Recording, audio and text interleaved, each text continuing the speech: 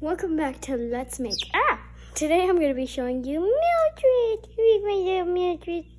She's the cutest thing ever. But Angel's better.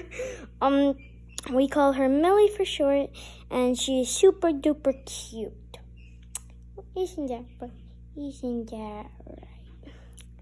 So yeah, I'm just gonna put her back now. Oh, Fudge, are you okay? She kind of just escaped out of my hand. Okay.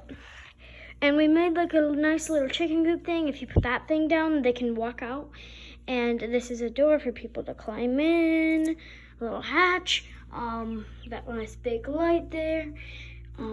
All 4 chickadees in one corner drinking.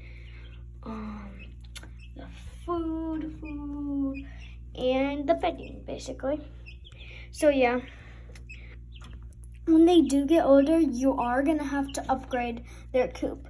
I'm not saying right now you're going to need to upgrade your coop at what they're at.